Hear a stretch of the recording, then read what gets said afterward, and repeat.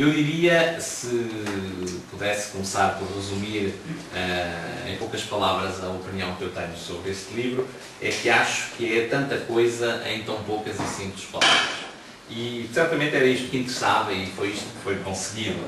É um livro que ganha em particular quando é traduzido em vida, e pode ser traduzido em vida nas escolas de uma forma muito simples. Pode ser tomado inteiro ou até em pequenas partes. Os professores de Física e Química certamente poderão motivar os alunos para fazerem não só a obra completa da breve história da Química, mas pequenos passos, a propósito até de algumas temáticas curriculares no âmbito desta disciplina. E trata-se, portanto, de um excelente pretexto de dar vida ao ensino da Química, e por isso que eu saúdo também enquanto entusiasta da Química e do ensino. Eu propunha-me ler aqui alguns textos, enfim, os que mais me tocaram, ou aqueles que eu acho que poderão dar uma ideia do livro. É óbvio também que, por todos os motivos, até porque o palco é da Regina e porque esta obra também prima pela simplicidade, eu tentarei ser simples na forma como vou tentar apresentar, e vou também ser parco na utilização do tempo, porque há outras coisas interessantes aqui para fazer. Eu chamo primeiro a atenção de uma personagem que existe aqui na obra, que podia não existir e que é muito insistente da parte da Regina, que é alguém da assistência. É um dos atores principais, é sempre alguém da assistência.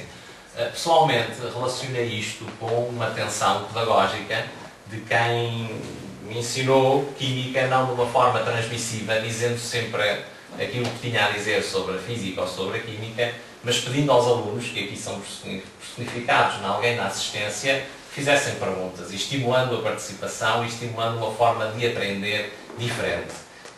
Provavelmente estou aqui a fazer uma extrapolação que não passou no horizonte da Regina, mas o certo é que o resultado tem muito este sinal importante. É alguém da assistência que pergunta, não são só os atores que transmitem. Fazer o transporte pedagógico disto é uma metáfora de ensinar e estimular a aprendizagem da Química, não apenas debitando matéria, mas tentando estimular que os alunos e a sua curiosidade perguntem e inquietem. Há uma referência depois, a história da Química, em tão poucas palavras era difícil, mas eu acho que está conseguida. Tem aqui alguns elementos que são fundamentais para a Química. E desde logo, primeiro, a questão dos materiais. Logo aqui no início, enfim, o ouro, o vidro, o barro. A Química é a ciência que estuda como são as coisas e como se transformam umas nas outras, e isso está aqui bem patente. O ouro já foi, sou o cobiçado ouro, entro nas cortes reais e em muito, muito tesouro. Ao fogo eu muito devo, tal como outros metais. Enfim, esta é a apresentação do ouro, e depois temos as pessoas, que são muito relevantes também numa breve história da Química. É uma história feita, obviamente, de pessoas e de contextos, e começando em Demócrito e das tensões filosóficas pré-científicas com Aristóteles também, e já tivemos aqui também um ator com outra personagem, e depois começando por aí afora, todos os nomes da Química relevantes são aqui referidos. Chamo Demócrito, sou grego e sou atomista. Sob o meu ponto de vista, o mundo é feito de partes pequenas, indescritíveis, os átomos indivisíveis. Se a matéria dividirmos em pedaços mais pequenos, se os pedaços dividirmos, e sempre assim por diante, há de chegar um instante em que não conseguiremos prosseguir a divisão. Aos átomos chegaremos, partículas indivisíveis, naturalmente invisíveis. Enfim, imaginem um professor a ter que falar destas coisas, que aliás fazem parte dos programas curriculares, podendo fazê-lo a bracejar, a encenar, ou mais ainda estimulando a que os alunos o façam para os colegas. Tenho de certeza redobrado de sucesso. Enfim, eu vi sempre esta obra numa perspectiva. É evidente que este livro não é feito só para a escola e tem uma perspectiva, claro, para além das quatro paredes da escola. Também hoje a escola está fora das suas quatro paredes, mas eu fiz uma leitura muito focada nas potencialidades do livro na escola. Depois temos uma referência à alquimia, que é muito central na Química, e que aqui este pedaço de peça teatral também focou. Enfim, se houver algumas pessoas que não sejam de Química, só para fazer esta colocação, a alquimia é de facto muito relevante na Química.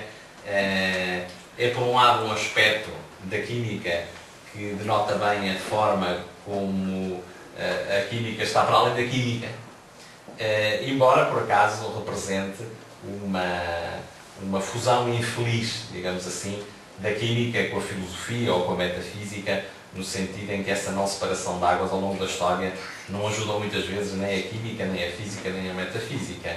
Mas em todo o caso, os alquimistas, por efeito colateral, isso é referido aqui na peça, acabaram por desenvolver muitas técnicas principalmente, e mesmo conhecimentos, que depois se vieram a revelar fulcrais para a química tal qual ela é hoje conhecida. Os alquimistas procuravam transformar os metais vis em ouro. Por ironia do destino, sabe-se que isso hoje é possível, embora mais caro do que andar nas minas à procura de pepitas e de outros sítios. Mas hoje isso é possível, portanto não é assim tão vã a sua procura. Só que, enfim, eles acreditavam também que esse elixir que transformava os metais vis em ouro os transmutava a eles próprios também para uma vida eterna. E havia gente com muitos dedos de testa, muito famosa, que sentia nisto e que gastou grande parte da sua vida nisto. É Paracelso aqui quem fala aqui mais da alquimia, e eu vou ler o trecho que isso se refere. O meu nome é Paracelso, sou médico e alquimista e pretendo esclarecer. A alquimia é muito mais do que acabais de dizer. Havia sido criticada anteriormente. Antes de Cristo nasceu, mas desde então até hoje muito se desenvolveu. As técnicas dos alquimistas são de tal modo importantes que permitem preparar muitos dos medicamentos que não existiam antes. Uma técnica famosa que nasceu na alquimia chama-se banho-maria, mas existem muitas mais. E não são apenas técnicas que ao mundo vamos deixar, pois muito conhecimento vão poder aproveitar. Reparem aqui que também era possível escrever uma breve história da química em verso e mesmo para uma peça teatral com linguagem mais rebuscada. Aqui as rimas não são sofisticadas e é raro haver palavras de 7.500, mesmo ao nível científico, e isso é muito interessante porque denota um esforço de transmitir para todas as pessoas, ou se quiserem do ponto de vista escolar, de transmitir e de poder fascinar alunos que não dominem a linguagem e a semântica muito fortemente. Bem, estávamos aqui nas personagens, na alquimia, nos materiais, e depois começa toda a parte do início da química moderna, digamos assim, começar já a química inserida numa metodologia científica, rigorosa, e começa-se aqui, enfim, a começar em Dalton e a acabar em Planck ou em Becquerel, ou enfim, todos os nomes, aliás, não escapa a cabeça de ninguém que seja relevante. O Dalton, a propósito, que é uma criatura muito engraçada, diz às tantas assim: também irei resumir os contributos que dei, citando o mais conhecido e que veio dar sentido à lei de Lavoisier. Tudo é formado por átomos que podem ser diferentes, de vários modos ligados. Pensemos nos reagentes. Quando há uma reação, os átomos dos reagentes, agora combinados, dão substâncias diferentes, mas permanecem presentes e a balança não detecta a mínima alteração. Isto é uma coisa cheia de conteúdo, enfim, aqueles que são professores de química sabem em particular como poderiam dar, não uma aula, mas um conjunto de aulas só explorando estes versos que têm insinuados, quando não explicitamente, os conceitos e as subtilezas mais relevantes para a química e para o seu ensino. O Dalton diz depois aqui a relação entre a física e a química e as coisas das ciências da vida e as coisas curiosas. Diz aqui a propósito de Dalton, é uma coisa que nem todas as pessoas sabem, que o daltonismo tem a ver com Dalton não só porque ele o estudou, mas porque ele próprio padecia da doença. É verdade, tem razão, não distingue bem as cores. Tem a ver com receptores, por cones designados, nos olhos localizados. Esse tema investiguei e tenho estudos registados. Enfim, aqui é um parênteses, mas que é curioso. Depois, na parte final, em que eu aqui percebi, havia menos história, e a Regina acaba por pôr aqui com um Sherman a parte da química moderna que é relevante e que ela queria ter e tinha que ter na breve história da química, acaba por ser feita aqui um bocadinho na terceira pessoa, mais por todos os intervenientes, até porque são bastantes mais. Enquanto nos primeiros tempos do desenvolvimento da química há 2 ou 3 nomes fortes, como Dalton ou Lavoisier, depois nesta fase mais recente, para já a fronteira entre a química e a física às vezes fica mal definida, mesmo do ponto de vista dos nomes, e portanto a Regina optou e bem por pôr aqui alguém a falar das outras pessoas.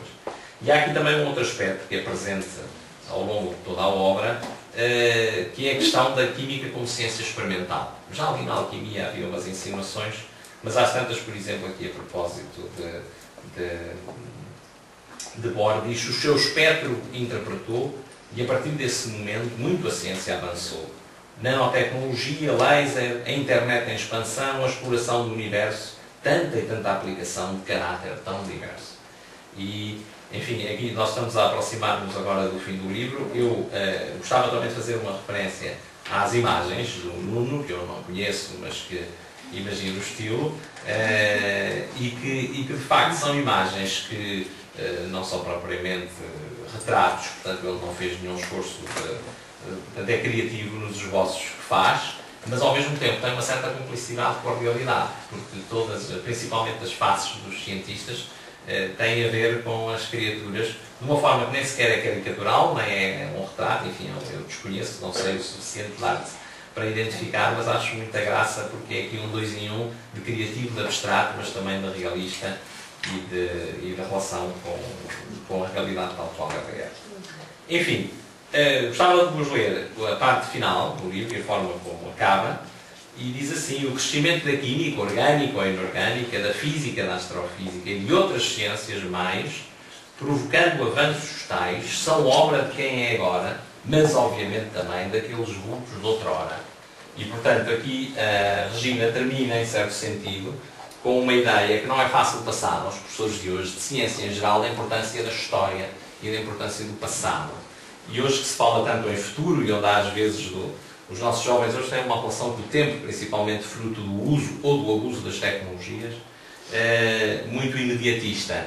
Há pouca tolerância à frustração e há pouca valorização do tempo e até talvez da própria história e do próprio passado.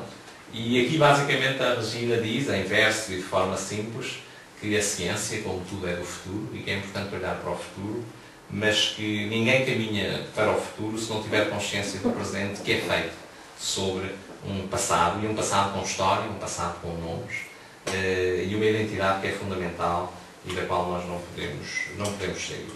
Enfim, para terminar, e eu peço desculpa da simplicidade e do pouco tempo também que usei, mas achei que não devia ser muito exaustivo e até em coerência com a obra devia fazer um esforço de simplicidade também ao nível da linguagem e tudo isso. No entanto, sem querer entrar em grandes erudições, eu acho que nós vivemos uma paradoxal tensão, que a Regina conhece e vive também, entre um gosto que tem, porque é da área científica, um gosto que tem, que pratica, pelo rigor, pelo quantificável, pelo objetivo, e que a ciência tanto persegue, mas por outro lado pela subjetividade, pelo indizível que é a poesia, digamos assim. E nós vivemos um bocadinho nessa tensão. Em todo o caso, quer-me parecer que aqui há uma fusão feliz dessas duas possibilidades em tensão, da objetividade por um lado e do indizível da poesia por outro. E eu, por acaso, estou numa fase de vida, a Regina, quando chegar à minha idade, vai ver que também vai acontecer, que apesar de perseguir e de me sentir nesse meio e de gostar do rigor e da objetividade, há umas partes de mim que acham que se diz mais do indizível e que se voa mais quando se entra na poesia. E aqui há uma fusão feliz dessas duas realidades. E o certo é que eu, ou como a Regina, como outras pessoas, como todos, porque em todos nós há sempre uma alma de poeta, achamos que a poesia dá um redobrado sentido à ciência, dá um redobrado sentido à vida, e por isso vale a pena. Eu felicito a Regina por ter feito este exercício, que não só nos agrada a nós, que estamos mais perto de si, somos seus amigos, como eu estou convencido que pode ser uma excelente ferramenta de divulgação da química e principalmente de utilização pedagógica nas salas de aula, nas escolas e fora delas, no sentido de tornar a química menos quadrada, mais atrativa, por esta via subtil, mas fascinante da poesia. Obrigado. Obrigada.